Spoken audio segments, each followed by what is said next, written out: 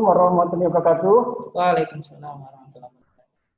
Syukur alhamdulillah di hari Rabu ini, tepatnya tanggal 23 Juli 2020, kita masih diberikan nikmat iman, nikmat kesehatan, dan nikmat kesempatan, sehingga kita masih sempat untuk mengikuti kegiatan MPLS hari terakhir. Yang mana tadi pagi anak-anakku telah mengikuti kegiatan MPLS yang bertemakan tentang ekstrakurikuler. Nah, sekarang adalah pelibatan orang tua. Insya Allah nanti setelah ini kita akan adakan penutupan MPLS. Salam dan taslim kita kirimkan kepada Nabi kita Muhammad SAW sebagai rahmatan lil alamin untuk kita semua. Anak-anakku sekalian, selamat datang dan selamat bergabung di UPT SMK Negeri Pindrang dengan jurusan TKR, TKJ, dan APHP. Jadi dalam kegiatan ini MPLS kita masih menggunakan pembelajaran yang bersifat daring, yang mana anak-anakku tetap belajar di rumah. Kami Bapak Ibu Guru memberikan materi lewat kegiatan daring ini. Selanjutnya, nanti pada saat selesai materi yang diberikan oleh Pak Ardi, kalau anakku mau bertanya, silakan lihat di kolom chat, silakan tanyakan apa yang belum jelas. Insya Allah nanti terakhir kita akan diskusikan bersama. Baiklah anakku sekalian, pada hari ini alhamdulillah pemateri kita telah hadir di tengah-tengah kita. Saya akan perkenalkan tentang biodata atau CV pemateri kita. Saya kira anakku sudah kenal dengan dia. Dia orangnya familiar sekali. Kalau tidak kenal dengan Pak Ardi, barangkali anak-anakku tidak pernah tahu bahwa ternyata Pak Ardi itu orangnya begini. Baiklah anakku sekalian, saya akan perkenalkan dulu biodatanya. Nama Ardi SPD JR, namanya singkat, dibandingkan dengan saya panjang sekali. Kemudian tempat tanggal lahir di Ponto 3 April 1992. Alamat, dia tinggal di Boki, Kelurahan Kramase, Kecamatan Ciruang. Itu dia termasuk warga Ciruang juga. Kemudian pendidikan terakhir, S1 Pendidikan Teknik Informatika dan Komputer, Universitas Negeri Makassar, selesai tahun 2015. Jadi masih cukup muda Pak ya, masih baru nih. Selanjutnya, program profesi guru, UNN, Prodi Teknik Komputer dan Jaringan. Alhamdulillah selesai 2019 sehingga dia mendapatkan gelar DR. Untuk sementara ini dia masih dalam rangka menyelesaikan studi S2-nya, yaitu Pendidikan Teknologi Kejuruan Pasca Sarjana Universitas Negeri Makassar. Kita doakan mudah-mudahan tidak lama lagi rekan kita ini bisa mendapatkan gelar magisternya, amin, yaitu MPD, amin ya rabbal alamin. Bapak Ibu anakku sekalian, jadi jabatan-jabatan yang pernah dia emban di sekolah kita adalah pertama dia sebagai guru produktif TKJ. Jadi kalau anakku ambil jurusan TKJ, otomatis setiap saat akan ketemu dengan Pak Adi ini. Tetapi untuk jurusan PKJ dan APHP tetap bisa ketemu juga, karena semuanya akan bermuara ke lab TKJ. Selanjutnya dia pernah juga menjadi ketua program keahlian TKJ mulai 2015 sampai 2020. Jadi alhamdulillah pada tahun ajaran ini Bapak Kepala Sekolah mengamanatkan beliau untuk menjadi Wakasek bidang humas dan industri. Jadi kita doakan mudah-mudahan dengan jabatan barunya ini Pak Adi bisa amanah sesuai dengan bidangnya, sehingga anak-anakku bisa mencontoh ternyata inilah generasi muda kita yang sangat potensial. Apalagi kita tahu Pak Adi itu berkata dialah yang tahu masalah IT di sekolah kita.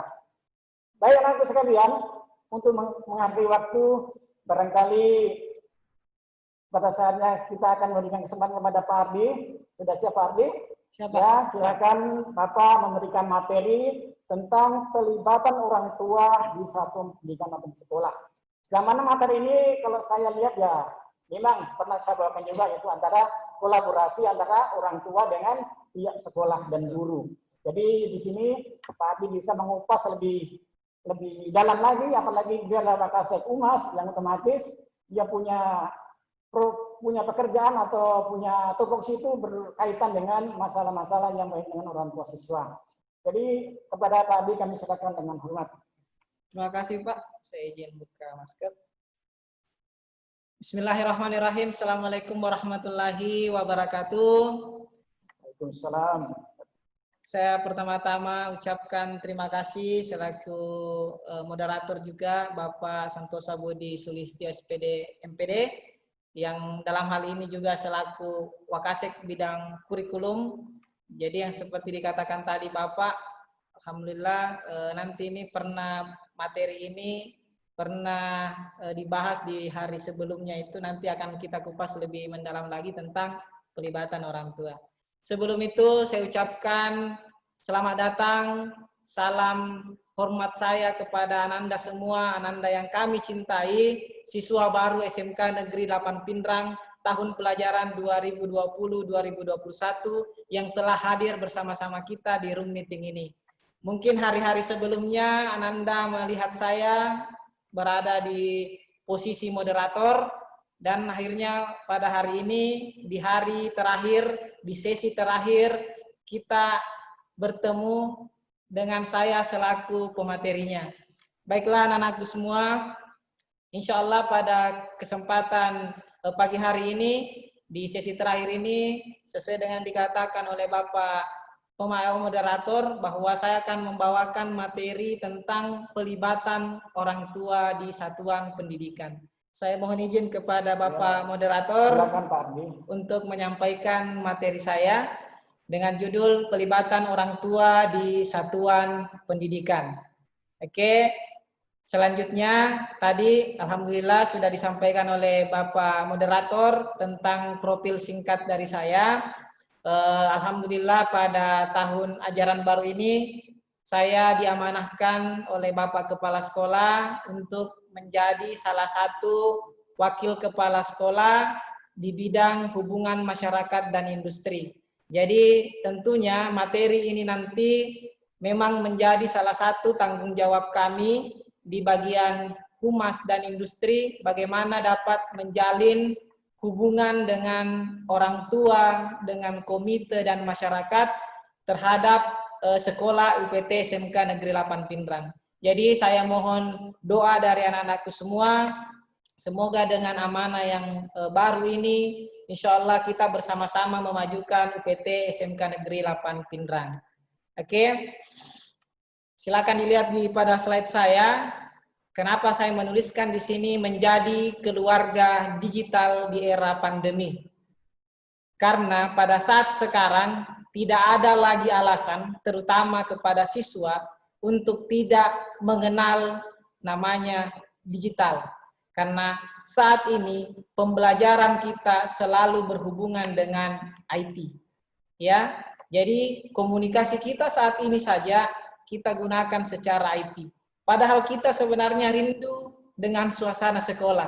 Tetapi mau tidak mau, era digital ini, di era pandemi ini, kita mau tidak mau harus terbiasa dengan namanya IT. Oke, saya lanjutkan. Apa sebenarnya peran pihak yang terlibat dalam proses pendidikan? Dalam proses pendidikan ini ada 3 komponen penting yang terlibat langsung dalam proses pendidikan itu. Yang pertama adalah satuan pendidikan. Yang kedua adalah keluarga di rumah, dan yang ketiga adalah masyarakat. Oke, saya akan bahas satu persatu. Yang pertama, peran dari satuan pendidikan. Pada slide yang Anda bisa lihat semua, peran satuan pendidikan ini yang saya garis bawahi ada 3. Yaitu yang pertama, pemrakarsa, yang kedua, fasilitator, yang ketiga, pengendali. Apa makna dari ketiga peran satuan pendidikan ini? Kita bisa lihat bersama-sama. Yang pertama, pemrakarsa dalam pelibatan. Karena kita berbicara tentang pelibatan orang tua di satuan pendidikan. Pemrakarsa dalam pelibatan yaitu pihak yang mengawali untuk membangun kemitraan.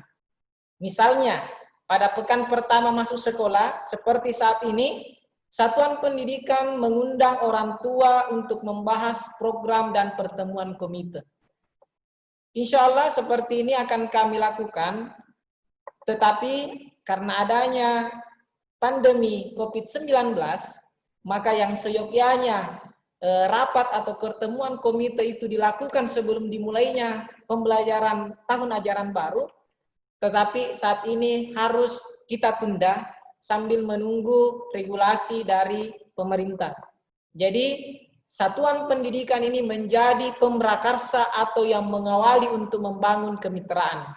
Kemitraan yang dimaksud adalah kerjasama antara yang saya sebutkan tadi, satuan pendidikan, keluarga, dan masyarakat.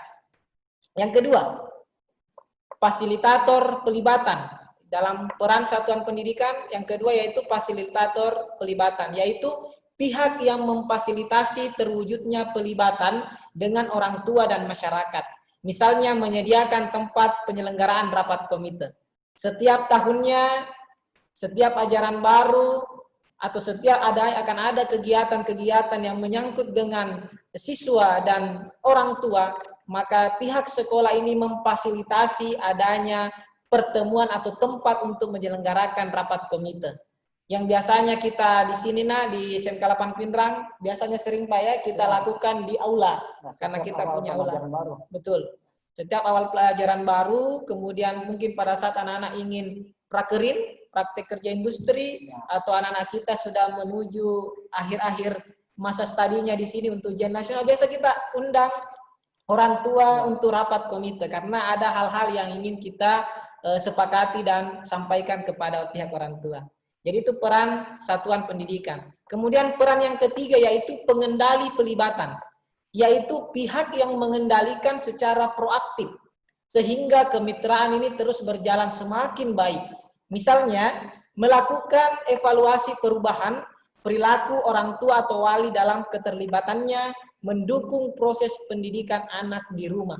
Jadi walaupun pada saat ini Pak ya, BDR belajar dari rumah, tetapi tetap sekolah yang menjadi pengendali proses pendidikannya. Karena sekolah yang membagikan jadwal, sekolah yang mengatur guru yang mengajar di kelas tersebut, tetapi tetap peran orang tua harus didukung anak-anak kita untuk belajar di rumah. Jadi kami hanya di satuan pendidikan ini menjadi pemrakarsa, menjadi fasilitator, dan menjadi pengendali dari pelibatan itu sendiri. Jadi peran orang tua sangat dibutuhkan Pak ya? Sangat dibutuhkan Pak saat ini. Kalau di masa-masa sebelum pandemi ini Pak, kalau kita mungkin orang tua serahkan ke sekolah anaknya dari jam 7.15 sampai dengan kalau kita full day ini sampai setelah asar, itu haknya guru untuk membina. Tapi pada saat ini kami di sekolah ini kita hanya menjadi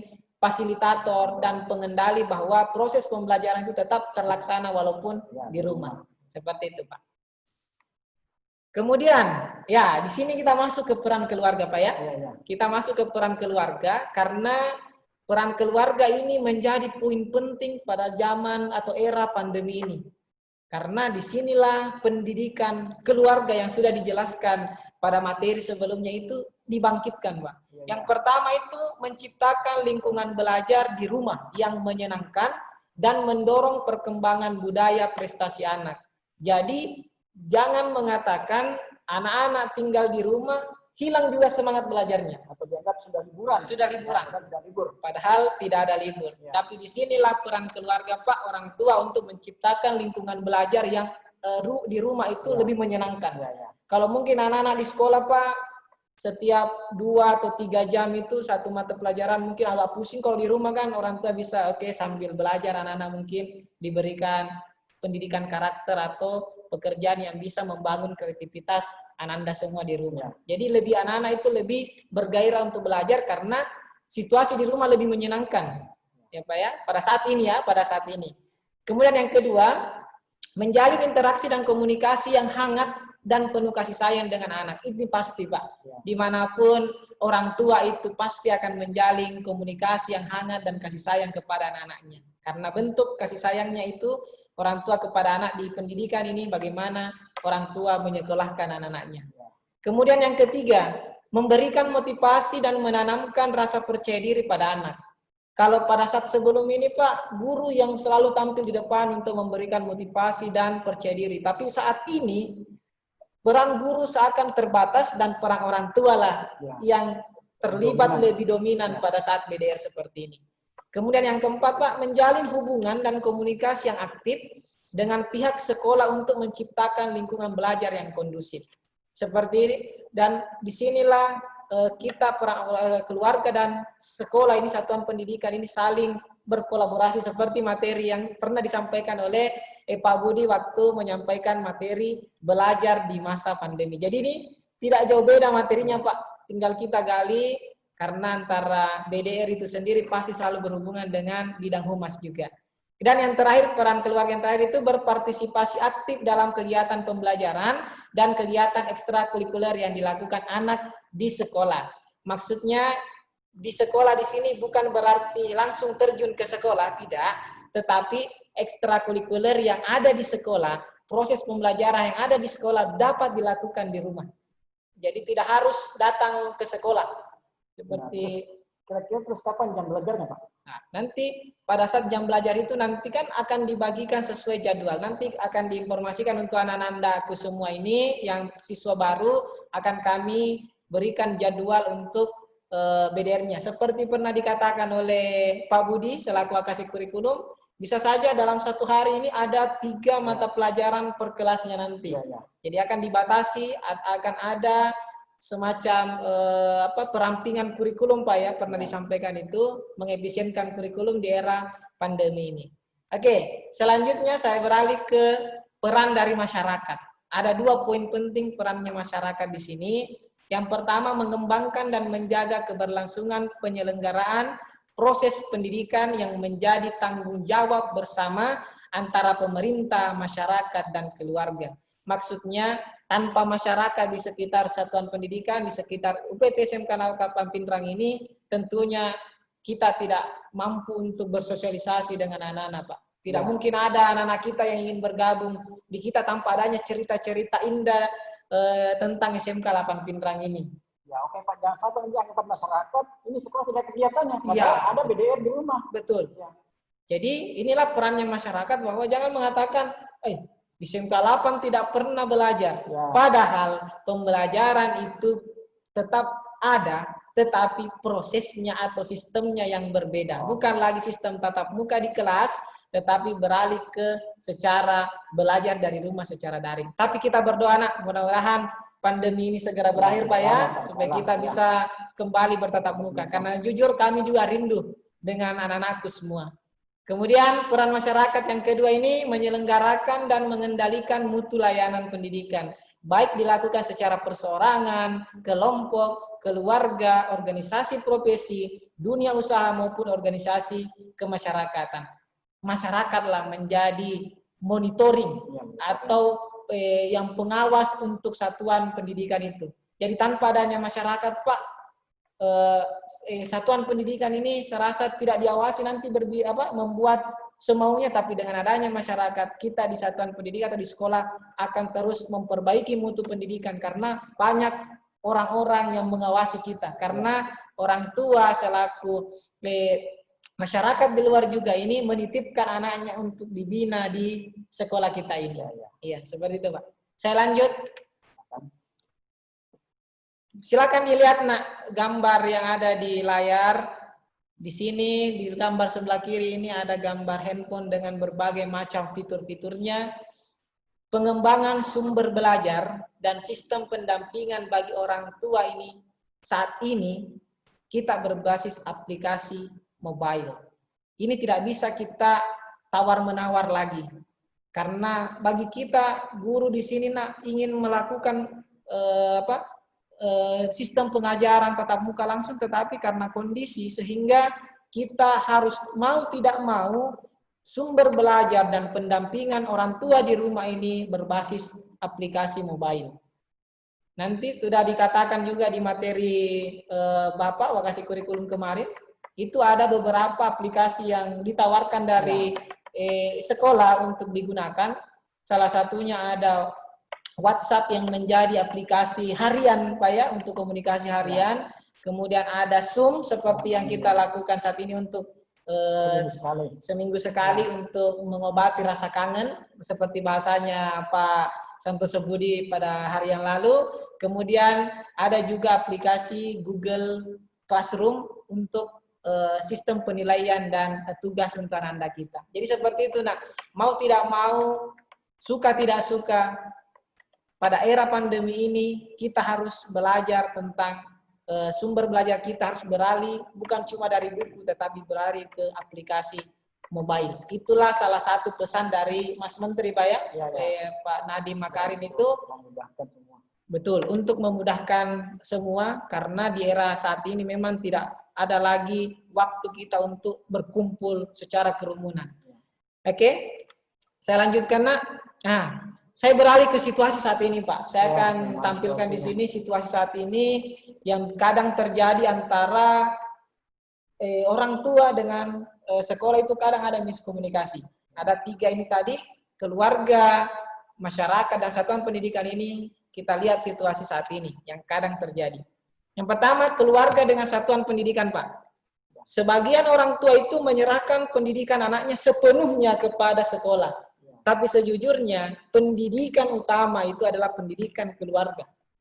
Ya, jadi orang tua itu bukan hanya memberikan kepada sekolah untuk mendidik secara utuh anaknya, tetapi kolaborasi lagi. Kita kembali ke kolaborasi. Kemudian yang kedua, sekolah tidak biasa meminta orang tua berperilaku sesuai dengan nilai-nilai yang diajarkan di sekolah. Misalnya, mengendarai motor tanpa helm dan lebih dari 2 orang. Menyuap makan anaknya, merokok di depan anak, menonton acara TV yang tidak mendidik. Ini kan perilaku-perilaku orang tua di sekolah kadang Pak. Di rumah. Tapi kan seperti kita mungkin, kadang kita lihat mungkin ada orang tua yang merokok di depan anak. Itu kan di sekolah tidak diajarkan seperti itu Pak. Jadi sebenarnya peran orang tua dengan satuan pendidikan itu bagaimana kalau kita ingin mengajarkan anak-anak, ini mohon maaf bukan untuk menggurui, tetapi kita sharing saja, kira-kira pada saat mungkin ingin merokok, mungkin anak-anak itu pada saat tidak ada anak-anak di situ supaya anak-anak juga berarti ada rasa segannya juga nanti anak-anak untuk melakukan seperti itu. Karena banyak anak-anak yang kadang ke sekolah bawa rokok kemudian lari cari tempat untuk merokok karena orang tua saya juga Pak merokok seperti itu. Jadi kebiasaan itu belajar karena anak-anak kita ini melihat dari keluarganya. Kemudian yang ketiga, di sebagian keluarga itu tidak ada pembiasaan yang keteladanan nilai-nilai yang baik dari orang tua. Hal ini yang sama juga terjadi di sekolah Pak.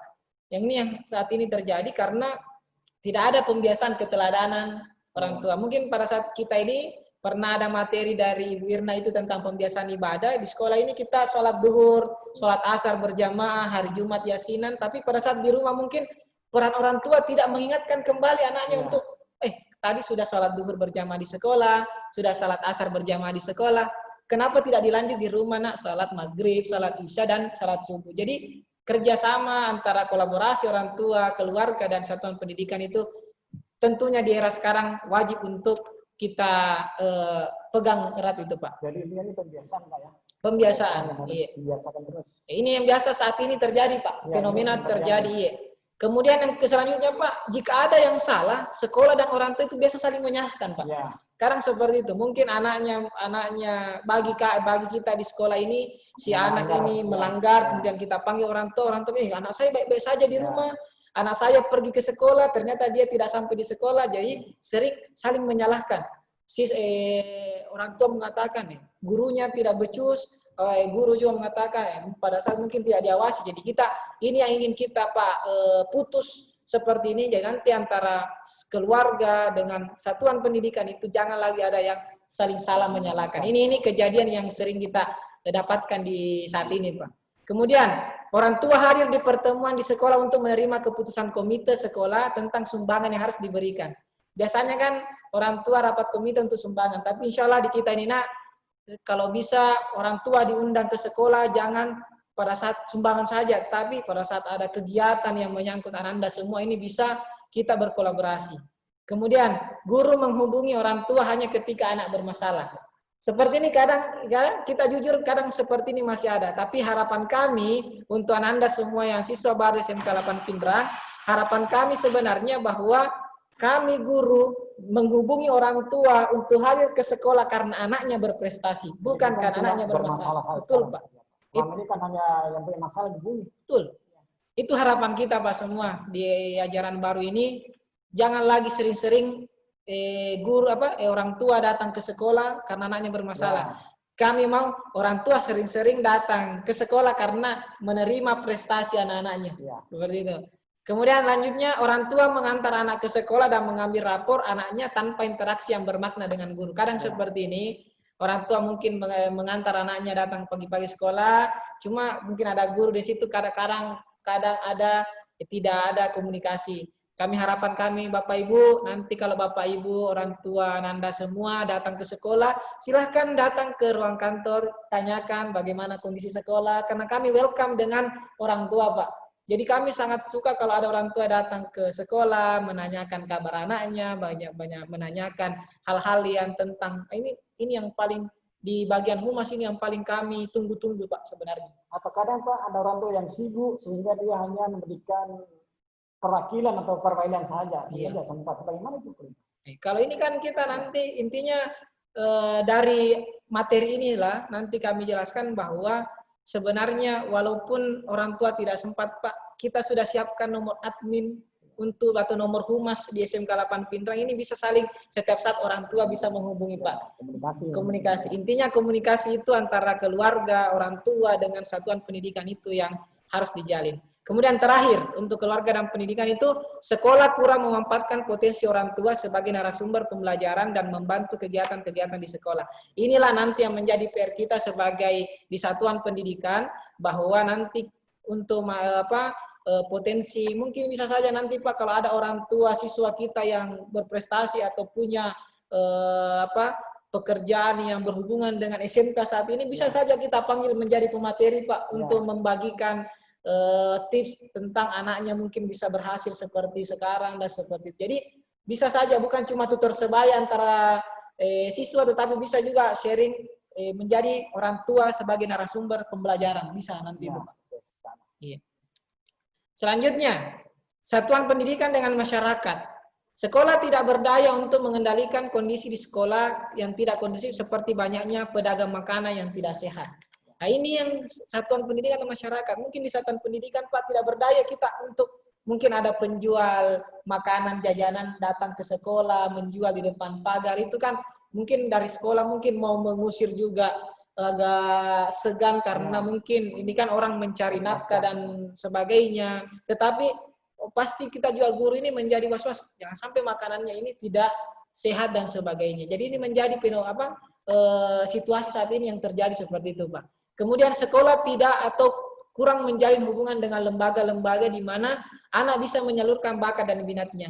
Dan insya Allah ini di semester ini nanti kita akan mencoba bahwa lembaga-lembaga di luar, Pak, yang dapat meningkatkan potensi bakat dan minat siswa, mungkin kita bisa panggil menjadi pemateri narasumber tamu untuk memberikan materi ke kita. Itu menjadi bagian dari humas, Pak, menjadi tanggung jawab humas nanti itu.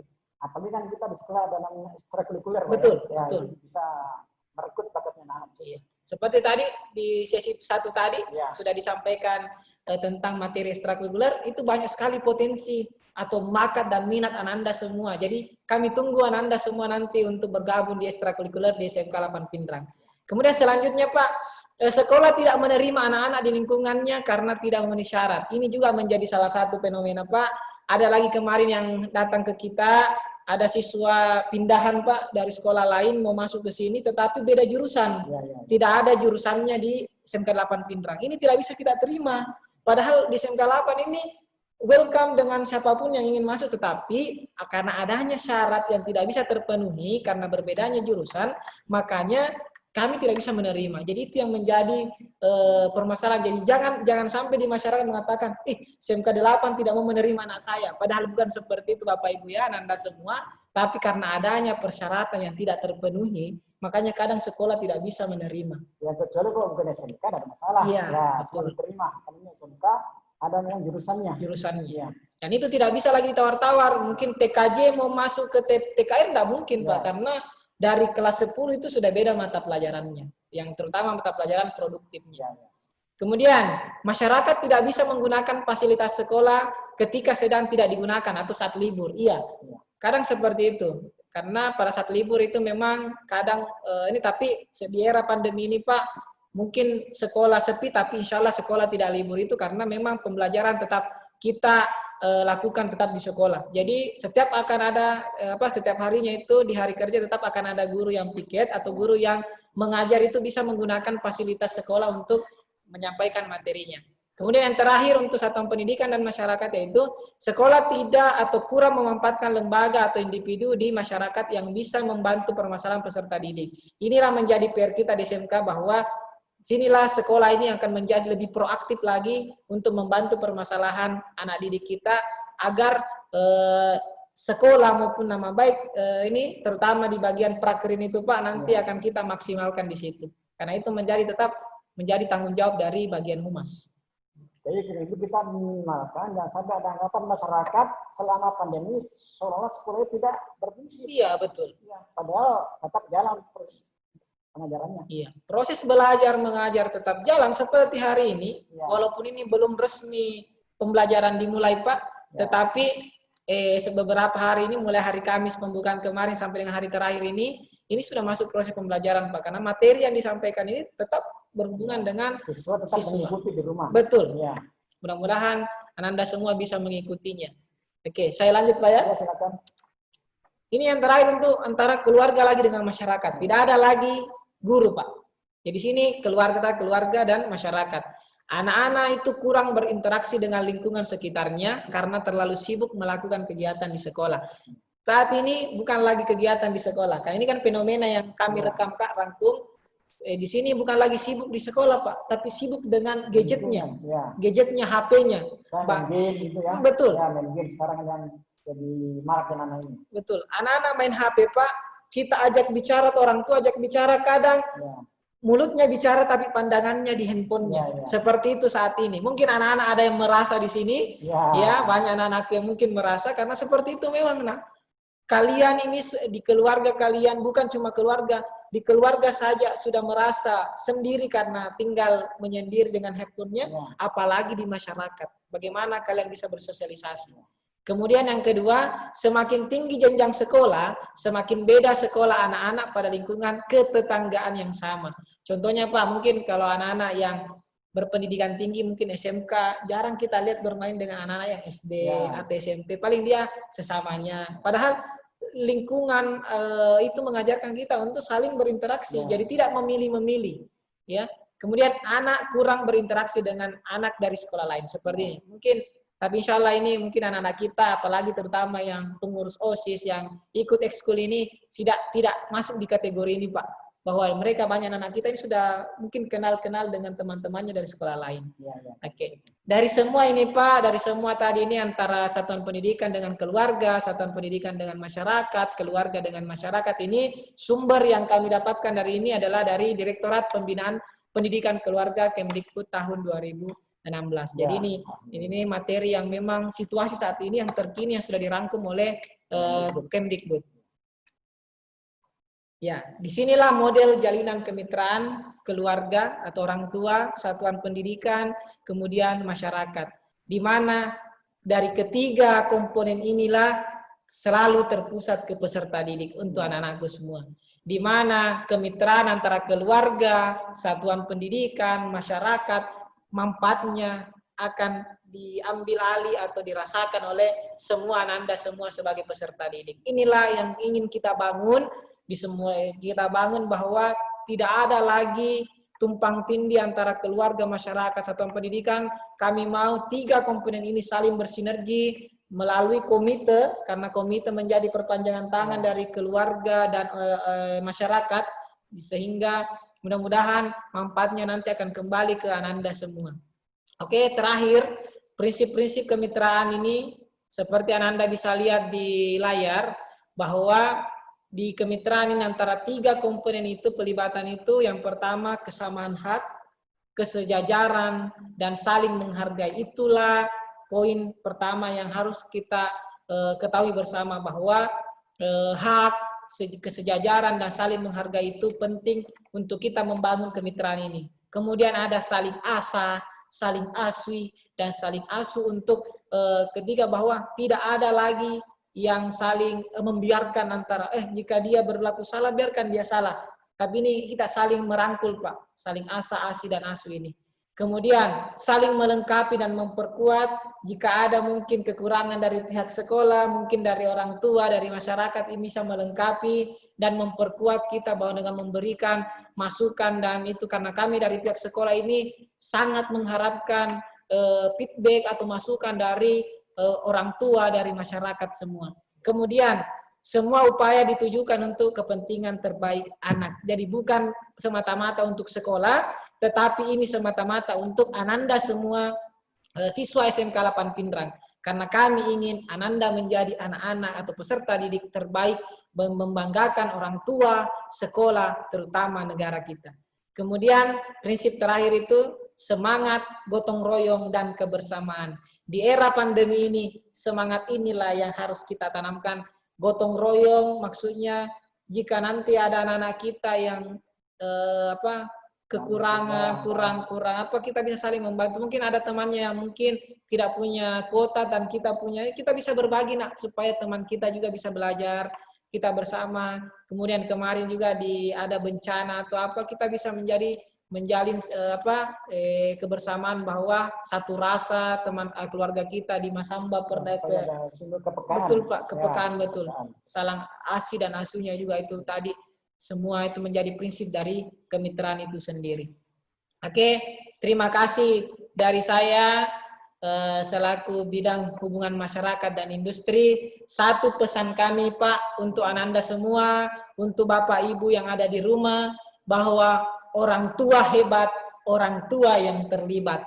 Jadi jika ingin menjadi orang tua hebat, ayo kita sama-sama terlibat, bersama-sama mencerdaskan anak didik kita. Bukan lagi hanya menitipkan selama 3 tahun, tetapi kami berharap orang tua juga bisa ikut terlibat dengan sekolah. Kita sama-sama untuk membangun pendidikan, karakter, dan semangat belajar untuk Ananda semua. Mungkin itu saja materi yang sempat saya sampaikan Pak. Mudah-mudahan apa yang saya sampaikan ini bisa dipahami. Dan sekali lagi saya titip salam buat orang tua Ananda semua, bahwa di SMK 8 Pindrang ini kami tidak menutup mata atau tidak ingin adanya kerenggangan antara sekolah dan orang tua atau dengan masyarakat. Kami ingin ada masukan, ada feedback dari orang tua, bahwa demi kebaikan sekolah dan demi kebaikan Ananda semua. Mungkin itu dari saya. Assalamualaikum warahmatullahi wabarakatuh. Saya kembalikan ke moderator. Waalaikumsalam warahmatullahi wabarakatuh. Ternyata bagus sekali materinya pada hari ini anak-anak sekalian. Kita berikan nafas dulu kepada pemimpin kita. Jadi setelah tadi kita menyimak apa yang disampaikan oleh Pak Ardi sebagai materi terakhir untuk MPLS dalam pelajaran ini, dapat bisa mengambil kesimpulan. Yang pertama itu bahwa sekarang ini adalah eranya IT ya. Oleh karena itu siapa yang tidak bisa mengikuti dan mengimbangi IT, suka tidak suka, akan ketinggalan juga. Apalagi sekarang kita akan memasuki pembelajaran, apa itu yang memang itu 4.0 ya, revolusi industri 4.0 ya, itu. Kita harus akan ke sana revolusi industri. Apalagi sekarang ini masa pandemi, jadi kita mau tidak mau harus begitu. Yang kedua itu adalah adanya kolaborasi. Ya, ini kolaborasi memang selalu di dunia ya, kolaborasi. Bagaimana kolaborasi antara satuan pendidikan, keluarga, dan masyarakat. Inilah tiga pilar yang tidak bisa dipisahkan satu sama lain. Tidak bisa satuan pendidikan berjalan sendiri. Tidak bisa keluarga jalan sendiri. Tidak bisa masyarakat jalan sendiri. Jadi harus ada kolaborasi, saling mengingatkan. Yang ketiga adalah sebagai orang tua, mungkin anakku bisa menyampaikan pada orang tuanya, kita itu orang tua cukup minimal 3 kali ke sekolah. Ya. Pertama pada saat awal sekolah. Ya seandainya ini bukan masa pandemi anak sekalian, kita sudah memanggil orang tua ke sekolah. Tapi karena berhubung pandemi ya otomatis kita hanya melalui MTS. Tapi salah. Kita tunggu waktu yang tepat kapan orang tua tak mau dipanggil ke sekolah. Terus yang kedua lagi, kapan orang tua ke sekolah? Pada saat mau prakerin, Pak ya. Jadi di situ prakerin tak ada kerjasama orang tua. Jangan sampai anaknya mau prakerin di Makassar, orang tua tidak mau. Makanya kita panggil orang tua tak. Yang ketiga, kita panggil orang tua ke sekolah pada saat perpisahan. Ya, disitulah nanti Anda sudah selesai sekolah, kita serahkan kepada orang tua tak. Inilah minimal 3 kali sekolah. Minimal 3 kali. Bisa ditambah kalau anak punya prestasi atau punya mau terima rapor semuanya. Jangan nanti orang tua ke sekolah karena ada masalah. Nah, kadang orang tua merasa malu Pak ya. Setiap dipanggil ke sekolah ada masalah. Jadi mohon anakku sekalian, kita kurangilah membuat masalah di sekolah supaya orang tua juga tenang di rumah, senang di rumah. Dia akan memberikan kepada guru-guru untuk mendidik kalian semua.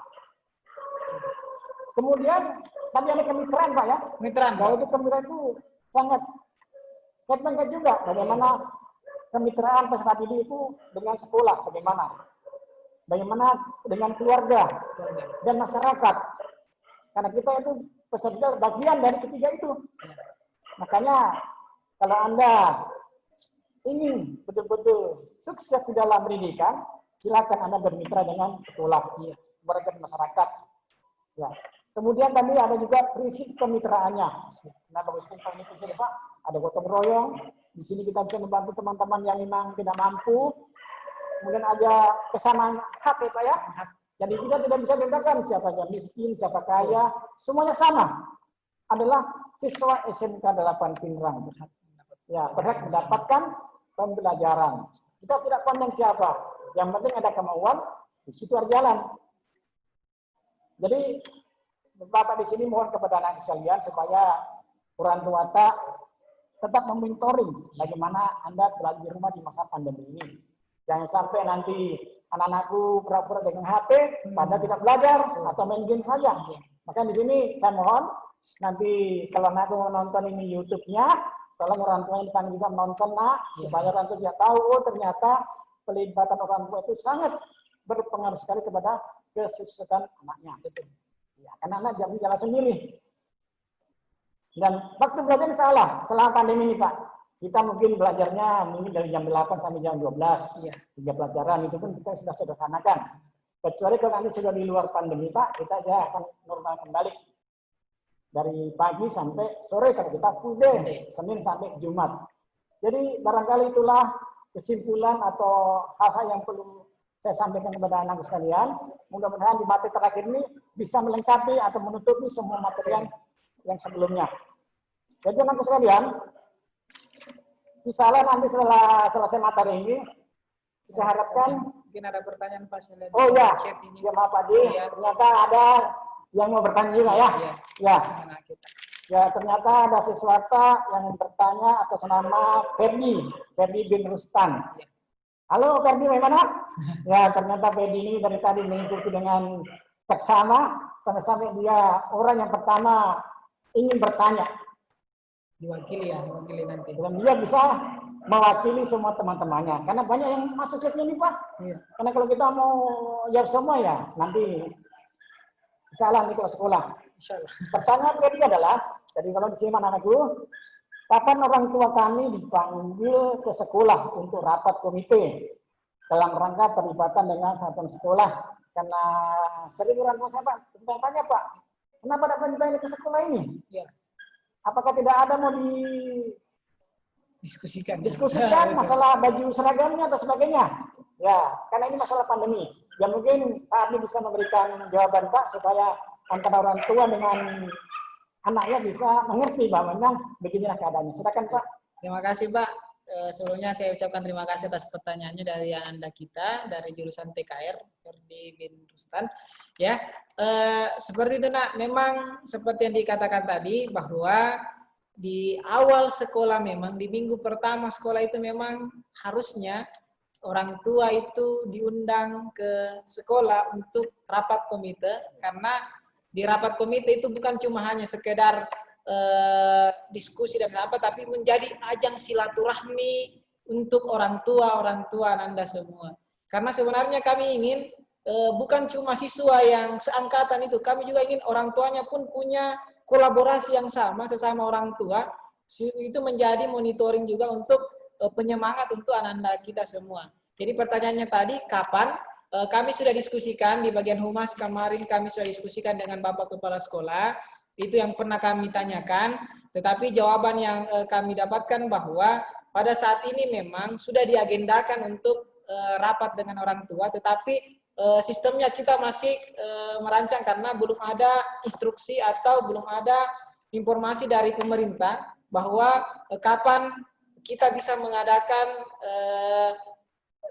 mengumpulkan orang tua di sekolah, karena itu menjadi risiko juga Pak kalau kita ingin, apalagi anak-anak kita ini ada 110 orang Pak yang mendaftar. Kalau ada 110 orang tua di sini, kemudian dengan aula itu jangan sampai nanti berdesak-desakan dan terjadi tidak ada jaga jarak, itu jadi menjadi masalah nantinya. Jadi nanti kita akan diskusikan karena memang banyak sekali yang ingin kita diskusikan. Bapak Ketua Komite juga pernah sampaikan ke kita kapan kita bisa, ini cuma itulah karena kita ingin melihat situasi dan kondisi. Mudah-mudahan kemarin disampaikan bahwa di Pindrang ini masih ada 4 yang positif. Mudah-mudahan besok atau lusa ini sudah zero, sudah zona hijau. Siapa tahu kita diberikan keleluasaan untuk kembali mengundang, walaupun tentunya protokol kesehatan itu yang utama. Jadi bisa saja ini nanti apabila dalam waktu dekat belum ada jadwal, bisa saja nanti kita rapat komite dalam virtual seperti ini. Jadi bisa saja nanti Anda semua dari rumah bersama dengan orang tua, kami di sini, Bapak Ibu guru, komite nanti hadir di sini untuk kita diskusi secara virtual. Itu menjadi opsi kami. Tetapi untuk saat ini kami belum bisa mengatakan bahwa kapan tanggal pastinya, tapi insya Allah dalam waktu dekat kami sudah agendakan itu dan menjadi tanggung jawab kami, karena seperti yang dikatakan oleh Bapak moderator tadi bahwa minimal 3 kali orang tua datang ke sekolah, di awal pada saat ingin prakerin dan di akhir masa studi. Insya Allah di awal ini dalam waktu dekat kami akan informasikan untuk Anda semua. Mungkin itu Pak dari saya. Terima kasih Pak atas jawabannya. Jadi anak-anakku jangan merasa kecil hati, kecewa kenapa orang tua aku tidak ke sekolah. Bahkan saya pribadi sangat bangga kepada anak-anakku sekali ini. Anda adalah angkatan corona ya. Iya, Pak ya. Jadi angkatan corona itu berkata di luar kebiasaan. Bayangkan mulai dari SMP sampai sekarang Anda belum pernah bertatap muka dengan yang namanya gurunya. Walaupun kita lewat IT begini ya. Insya Allah sudah kenal Pak. Ya, sudah kenal. Iya. Jadi nanti adalah angkatan corona, angkatan memang yang sangat dibanggakan oleh bangsa dan negara kita. Yang paling mudah diingat Pak. Yang paling mudah diingat intinya. Angkatan corona ya. Ya kita semua berdoa, mudah-mudahan ini corona cepat berlalu ya. Minimal sesuai dengan surat edaran gubernur kemarin, itu tanggal 13 Pak ya, sampai tanggal 25 Juli. Itu sebelum sudah Lebaran. Berkali-kali Bapak Gubernur memberikan edaran. Mudah-mudahan setelah Lebaran Pak ya kita bisa. Salah, nanti kita Lebaran tanggal 31, setelah itu kita zero. Tidak ada yang punya positif corona di Pindrang, sehingga kita memasuki zona new normal atau zona hijau. Tetapi tetap memperhatikan protokol kesehatan, seperti ke sekolah pakai masker, cuci tangan, jaga jarak.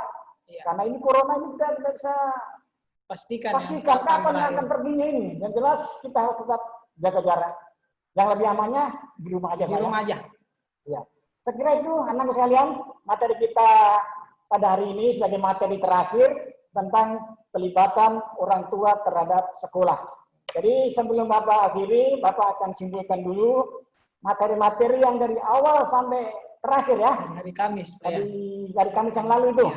Yang pertama itu, masih ingat ya, pertama adalah penting profil tentang sekolah kita yang dibawakan oleh Bapak Kepala Sekolah. Yang kedua, Satuan Pendidikan Aman Bencana yang dibawakan oleh Pak Yuling SPD. Yang ketiga, Pendidikan Karakter yang dibawakan oleh Pak Ruslan SPPGR. Yang keempat, Narkoba dan Dampaknya yang dibawakan oleh Pak Arno Priosmoro SPDGR. Materi kelima, tentang belajar di masa pandemi. Kebetulan pematerinya saya sendiri Pak ya. Kemarin Ya. saya yang jadi moderator Ya. pemateri, hari ini kebalik Bapak moderator, saya pematerinya. Ini namanya kolaborasi. Kolaborasi, saling, betul Pak. saling melengkapi. Betul. Iya. Selanjutnya materi ke-6 pembiasaan beribadah yang telah dibawakan oleh Ibu Irna Umar. Dia mengajarkan tentang bagaimana itu pembiasaan. Allah bisa karena biasa. Kemudian pendidikan keluarga dibawakan oleh Ibu Siti Nur Hidayah SP. Dia sudah memberikan tentang bagaimana pendidikan keluarga itu. Kemudian materi ke-8 nilai-nilai budaya kearifan lokal Sulawesi yang dibawakan oleh Sir Adi atau Bapak Mulyadi.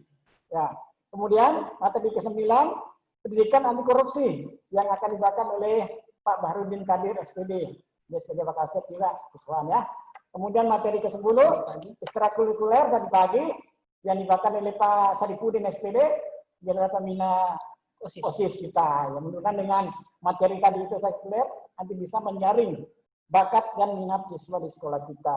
Dan yang terakhir adalah Pak Ardi sendiri yang menutup semua materi-materi dari 1 sampai 10. Yang mana materinya adalah pelibatan orang tua di sekolah. Jadi materinya boleh kata kesimpulan dari awal sampai akhir. Mudah-mudahan aku nanti bisa semakin mengerti. Ternyata sekolah itu memang ada aturannya, ada aturannya. Jadi insya Allah anak sekalian, sebentar setelah materi ini kita akan adakan penutupan nanti karena kita sudah kurang lebih mulai hari Kamis sampai hari Rabu kita virtual terus begini, ya. Insya Allah nanti kalau sudah ini kita akan tutup dengan Bapak Kepala Sekolah. Kemudian nanti besok hari Kamis Pak ya, hari Kamis kita mulai proses belajar mengajar. Masih BDR, belajar dari rumah. Ya nanti Bapak setelah kasih kurikulum akan memberikan jadwal pelajaran. Kira-kira nanti hari Kamis belajar apa dan hari Jumat apa, dan itu pun kita sederhanakan saja. Karena ini di masa pandemi, kita meringankan beban siswa. Kita tidak membebani siswa, ya. Dengan anak sekalian sudah paham semua? Pasti paham. Insya Allah Kasih Humas yang akan sharing Pak semua informasi insya Allah. Ya, nanti kalau pertanyaan tadi masih banyak belum terjawab, insya Allah nanti Pak Adi yang akan memberikan jawabannya. Mudah-mudahan aku semuanya bisa paham dan mengerti dengan 11 materi yang telah dipaparkan oleh Bapak Ibu gurunya. Amin. Anak-anakku sekalian, jadi sebelum saya akhiri, saya sebagai moderator mengucapkan banyak terima kasih kepada Bapak Ardi yang telah berupaya memberikan gambaran-gambaran. Bahkan anakku sudah tahu, mulai dari awal pendaftaran sampai sekarang, Pak Ardi itu boleh kata ya, paling banyak terlibat Pak ya. Ya, jadi kita harus memberikan support kepadanya. Mudah-mudahan tidak lama lagi dia bisa menyandang gelar magisternya Pak ya, S2-nya. Insyaallah akhir tahun ditambah lagi namanya Pak Ardi SPD, DR, NPD. Amin, amin, amin. Ya, jadi sebelum saya akhiri, saya atas nama moderator, atas nama Bapak Kepala Sekolah juga mengucapkan terima kasih kepada anak sekalian yang telah mengikuti kegiatan MPLS ini walaupun melalui daring dari awal sampai akhir. Semoga semuanya tetap sehat walafiat sehingga apa yang menjadi harapan orang tua kita, insya Allah kita akan menjadi anak yang baik, berguna bagi bangsa, agama, orang tua, dan negara. Sekian saya akhiri. Wassalamualaikum warahmatullahi wabarakatuh. Waalaikumsalam warahmatullahi wabarakatuh.